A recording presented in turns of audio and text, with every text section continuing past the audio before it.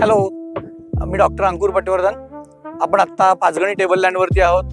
जैवविविधतेने समृद्ध असं असलेलं हे एक नैसर्गिक वारसा स्थळ आहे.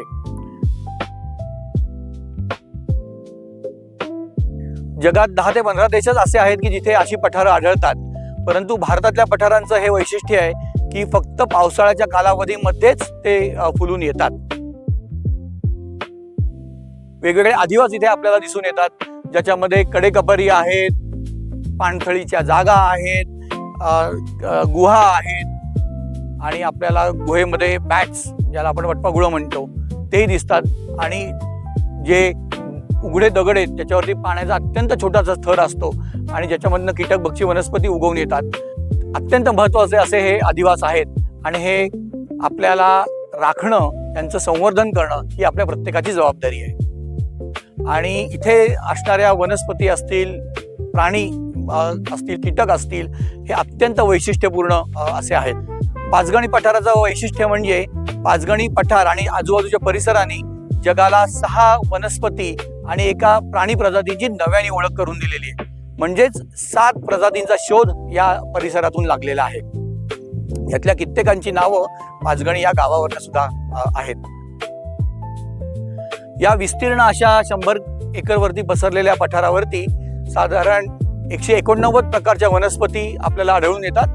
त्यातल्या अनेक दुर्मिळ आहेत. सुमारे 40 ते 50% या प्रदेशनिष्ठ म्हणजे एंडेमिक आहेत.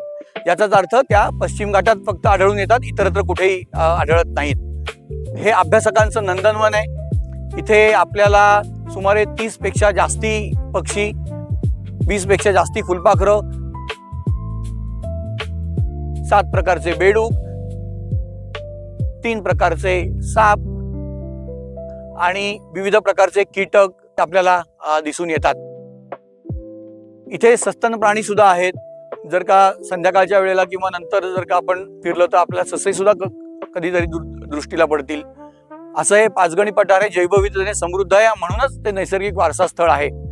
आणि एक जबाबदार पर्यटक म्हणून ते टिकवून ठेवण्याची जबाबदारी सुद्धा आपलीच आहे.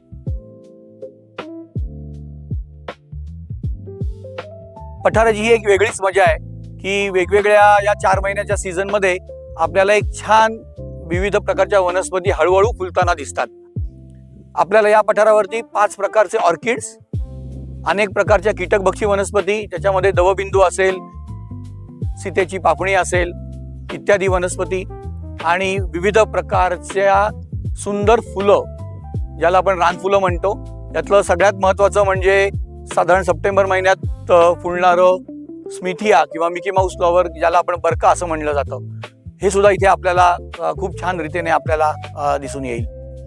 या पठारावरती आपल्याला अनेक प्रकारच्या विविध दुर्मिळ वनस्पती आढळून येतात. त्यातल्या काही तर या अनियंत्रित पर्यटनामुळे नष्टही झालेल्या होत्या, परंतु पाचगणी नगर परिषद आणि रानवा संस्थेच्या मदतीने त्याचं पुनरुज्जीवन सुद्धा आता इथे होताना दिसतंय.